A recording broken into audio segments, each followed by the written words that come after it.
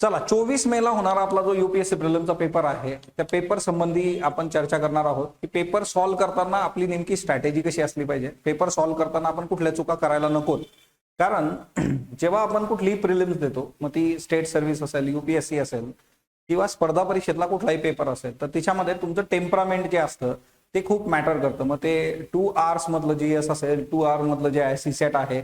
कारण हा जो पेपर आहे हा पेपर बऱ्यापैकी जे आहे आपल्या टेम्परामेंटवर डील होतो है ना. आपल्याला जे आहे सगळ्या गोष्टी नॉलेज बेस्ड तिथं माहीत असतील असं होत नाही. आणि त्यामुळे जे आहे आपण युपीएससीचा जो आता संडेला होणारा पेपर आहे त्याच्यामध्ये आपण कुठल्या पद्धतीने गोष्टी डील केल्या पाहिजेत ते बघणार आहोत. सर्वात पहिली आणि बेसिक गोष्ट जी आहे की तुम्ही स्वतःवर विश्वास ठेवा की तुम्ही गेल्या 1 वर्षात 2 वर्षामध्ये तुम्ही जेव्हापासून प्रिपरेशन करताय, तुम्ही ज्या पद्धतीने प्रिपरेशन केलेलं आहे, सगळ्या गोष्टी ज्या प्रॉपरली तुम्ही टेस्ट सोडवल्या असतील, गायडन्स घेतला असेल, तुमचा सेल्फ स्टडी असेल, तर याच्यावर सर्वात आधी तुम्ही ट्रस्ट करणं फार गरजेचं असतं. आणि त्याच्या आधारेच हा पेपर जो आहे आपण खूप चांगल्या पद्धतीने सॉल्व्ह करू शकतो. कारण जर आपण सेल्फ डाऊट मध्ये गेलो तर गोष्टी वर्क होणार नाही. बऱ्याचदा असं होतं की जशी परीक्षा जवळ येते तसा आपला जो आत्मविश्वास असतो थोडासा जो आहे प्लस मायनस व्हायला सुरुवात होते. सो असं होता कामा नये. सो तुम्ही जे आहे पॉझिटिव्ह ॲटिट्यूडनी या परीक्षेकडे बघणं फार गरजेचं असतं बघा. आणि दुसरी महत्वाची गोष्ट जी आहे की आता आजच्या लोकसत्ताला मी याच्या संबंधीचं आर्टिकल पण लिहिलं होतं की पेपर सोडवताना तुम्ही कुठल्या गोष्टी ज्या आहेत तर त्या खूप चांगल्या पद्धतीने बघितल्या पाहिजेत. आता सगळ्यात महत्वाची एक बाब आहे, युपीएससी 2025 मागच्या वर्षाचा जो प्रिलिमचा पेपर आपला, त्या प्रिलिमच्या पेपरची आन्सर की जी आहे ती आलेली आहे. आता बऱ्याच लोकांनी तिच्यावर पण डिबेट झालेले आहेत. बरेचसे जे फॅकल्टीज असतील वेगवेगळ्या इथून आणि किंवा विद्यार्थ्यांचा कन्सर्न असेल की हे उत्तर असं पाहिजे होतं किंवा ह्या उत्तराचा हा सोर्स आहे वगैरे वगैरे. पण तुम्ही जो काही युपीएससीची आन्सर की आहे सो त्यांनी त्यांचे सोर्सेस, त्यांचे जे तज्ज्ञ लोक मंडळी आहे त्यांच्याकडून घेतलेले आहेत. सो माझं सजेशन असेल की 2025 ची जी आन्सर की आहे ती प्रत्येकाने एकदा बघितली पाहिजे. म्हणजे तो अख्खा पेपर जो आहे की कुठल्या प्रश्नाचं काय उत्तर नेमकं युपीएससीने दिलंय. आपल्याला पीवायक्यूज मध्ये कधी कधी असं दिसून आलेलं आहे की एखादा प्रश्न सेम रिपीट झालेला आहे. आता याच्यामध्ये पण एक आहे की जो प्रश्न खूप मॅक्झिमम लोक चुकवतात असे प्रश्न रिपीट होण्याचं प्रमाण असतं असंही एक म्हटलं जातं. सो बेसिकली 2025 ची जी आन्सर की आहे प्रिलिमची ती प्रत्येकाने प्रॉपरली बघा. दुसरी महत्वाची गोष्ट जी आहे की आता टाइम मॅनेजमेंट जे आहे ते एक महत्वाचं असणार आहे. बऱ्याचदा आपण जे बघतो की आता इथं पण मी तुम्हाला दिलेले आहे की याच्यामध्ये 3 स्टेप्स मध्ये तुम्हाला जे आहे पेपर सॉल्व्ह करायचा आहे. आता पेपर सॉल्व्ह करताना म्हणजे जीएस आहे तर मग पहिली जी आपली स्टेप असेल किंवा आपण ज्याला जे आहे की पहिला राऊंड म्हणतो, त्या राऊंड मध्ये 45 ते 50 मिनिटाचा हा पहिला राऊंड असला पाहिजे. आणि पहिला 45 ते 50 मिनिटांमध्ये पूर्ण पेपरवरून नजर फिरणं जे आहे ते गरजेचं असतं. जे तुम्हाला खूप शुअर येणारे प्रश्न आहेत ते प्रश्न तुम्ही या ह्याच्यामध्ये क्लिक करणं गरजेचं असतं बघा. म्हणजे जवळपास जर चांगला अभ्यास असेल तर एक 35 प्लस प्रश्न जे आहेत तर ते आपल्याला इथं मिळू शकतात की जे आपण शुअरली जे आहे सांगू शकतो हा याचं उत्तर हे आहे. बरं, हे पण करताना सगळ्यात बेसिक एक गोष्ट लक्षात ठेवा सर्वांनी की पेपर वाचताना ते प्रश्न वाचताना नीट वाचा. करेक्ट, इनकरेक्ट, एखादं स्टेटमेंट अर्ध स्टेटमेंट बरोबर आहे, अर्ध समोरचं चुकीचं असेल तर मग त्या केसमध्ये घाई करता कामा नये. जर तुम्ही खूप जास्त घाई केली तर मग त्याची किंमत तुम्हाला मोजावी लागू शकते. सो त्या केसमध्ये एक सगळ्यात बेसिक मुद्दा असतो की तुम्ही रीडिंग करताना जे आहे डोळे प्रॉपरली उघडे ठेवून ते रीडिंग करणं, ते नीट समजून घेणं हे गरजेचं असतं. सो पहिला जो राऊंड आहे आपला तिच्यामध्ये तुम्ही जे शुअर असणारे प्रश्न आहेत ते शुअर असणारे प्रश्न डील करा जेणेकरून तुम्हाला जे आहे प्रॉब्लेम येणार नाही. दुसरा जो सिनॅरिओ आहे याच्यामध्ये की दुसरा जो राऊंड असतो बघा, या दुसऱ्या राऊंड मध्ये आपण असे प्रश्न बघतो की जिथं 50-50 चान्सेस आपले असतात. म्हणजे 2 ऑप्शन्स जे आहेत ते इलिमिनेट करू शकलोय आपण, पण 2 ऑप्शन्स मध्ये आपल्याला कन्फ्युजन आहे. बरं, हे करत असताना पहिल्या राऊंड मध्ये जेव्हा आपण पेपर वाचतोय तर ऍट दॅट टाइम तुम्ही तिथं टिक करून ठेवणं गरजेचं आहे की हे 50-50 वाला आहे. म्हणजे तुम्हाला ते नंतर कळलं पाहिजे की हा इथं मला जे आहे 50-50 चान्सेस वाटतायत. कारण असेही काही प्रश्न असणार आहे की जिच्यामध्ये दूरपर्यंत आपला जो काही लिंक आहे ती तिथं लागणार नाही. सो त्यामुळे हा एक खूप महत्वाचा आस्पेक्ट असतो. सो वाचत असताना जिथं 50-50 येतं तिथं तुम्ही मार्क करणं त्या पेपरवर तसे प्रश्न कुठले आहेत. सो या 50-50 पैकी पण जे आहे पुढचा जो वेळ असेल बघा 45 to 50 मिनिट्स मधला, तो तिच्यामध्ये पण तुम्ही जे आहे जवळपास एक 30 to 35 प्रश्न ते डील याच्यामध्ये करणं गरजेचं असतं बघा.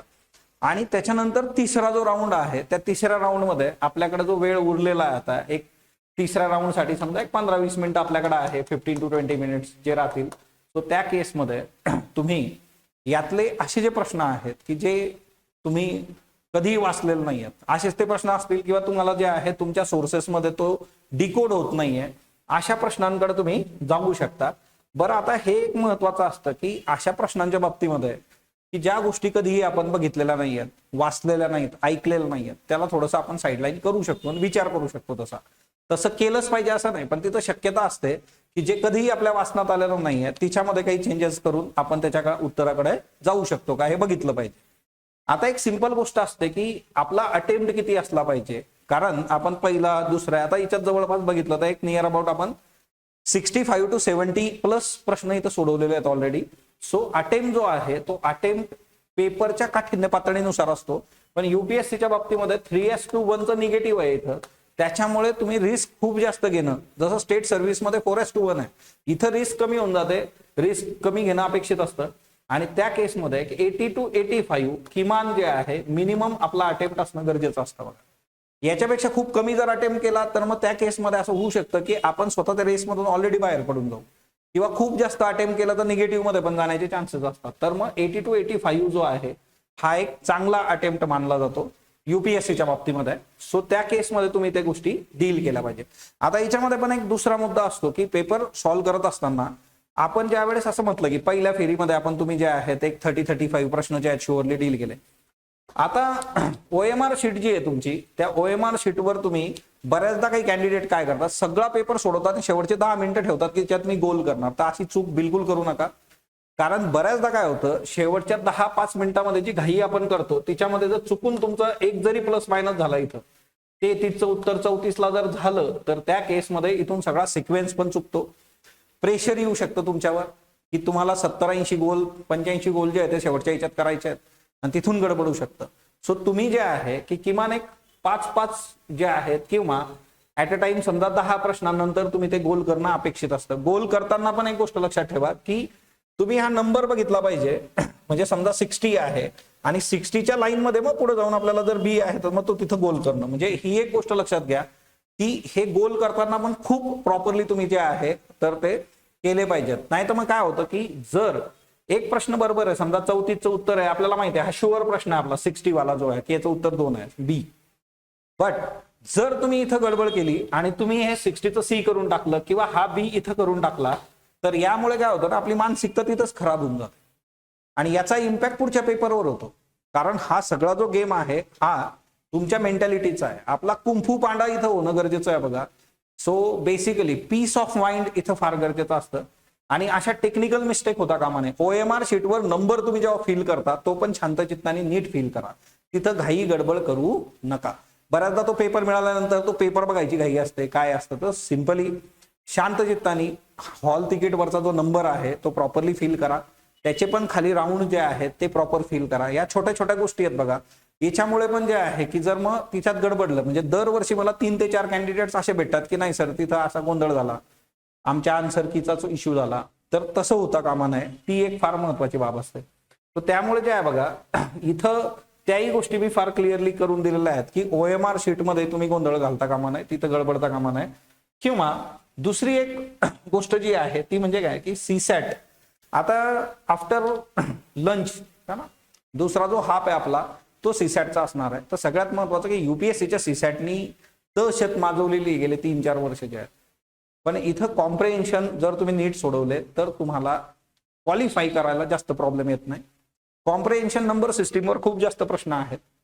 बरं, लंच ब्रेकमध्ये खूप हेवी लंच तुम्ही करू नका, कारण काय होतं ना की तुम्ही जर खूप हेवी लंच केलं, आता सध्याची परिस्थिती अशी आहे, बाहेर एवढं टेम्परेचर आहे, डिहायड्रेशन होतं, एवढ्या याच्यामध्ये तुम्हाला जे आहे की खूप कॉन्सन्ट्रेशननी तो पेपर सोडवायचा आहे, आपल्याला लेझिनेस वाटू शकतो. सो त्या केसमध्ये तुम्ही हलकं फुलकं जे आहे फ्रुट्स वगैरे खा आणि या पेपरकडे जे आहे चुकूनही दुर्लक्ष नाही झालं पाहिजे. याच्यामध्ये किमान 50 to 55 प्रश्न जे आहेत ते खूप चांगले आपण सोडवण्याचा प्रयत्न करायचा, सो दॅट आपल्याला 66 मार्क जे आहेत क्वालिफाईंगचे तिथं प्रॉब्लेम येणार नाही. कारण आता गेल्या 3-4 वर्षामध्ये अशी स्थिती आहे की जीएसचा स्कोर जो आहे तर तो 130 आला, कोणाचा 125 आला, 120 आला आणि त्या केसमध्ये मात्र सीसॅट उडालेलं आहे. तर असं आपल्या बाबतीमध्ये होता कामा नये. म्हणजे हे काय आहे ना की सगळं व्यवस्थित आहे ना, लग्न मंडपात नवरी आलेली आहे, नवरदेव येतो आणि घोडा पडून गेला नवरदेवाला घेऊन, अशी परिस्थिती होते. तो त्याच्याकरता जे आहे सीसॅट जे आहे ते खूप प्रॉपरली सोडवणं गरजेचं आहे. याच्यात कसलाही कॅज्युअल अप्रोच आपला येता कामा नाही. आणि जर तुम्ही बघितलं तर म्हणजे बऱ्यापैकी जे आहे कट ऑफ जर बघितलं तर कट ऑफ नुसार जे आहे की एक 95 to 100 हा ऍव्हरेज मेरिटचा स्कोर जो आहे तो आपण बघत आलेलो आहे. सो 100 105 प्लस जरी आपण आलो जीएस मध्ये तर मग आपल्या होप्स खूप जास्त असतात. सो त्या केसमध्ये तुम्ही या सगळ्या गोष्टींचा विचार करा आणि प्रॉपरली जे आहे पेपर सोडवा. तुम्हाला कुठलेही काही इश्यू असले कमेंट बॉक्समध्ये तुम्ही सांगू शकता, आपण त्याच्यावर काम करूयात किंवा त्या पद्धतीने पण तुम्हाला गोष्टी ज्या आहेत त्या प्रोव्हाइड करायचा टीम स्पॉटलाइट प्रयत्न करेल. सर्वांना 24 तारखेसाठी खूप खूप शुभेच्छा. सर्वांना बेस्ट ऑफ लक. धन्यवाद.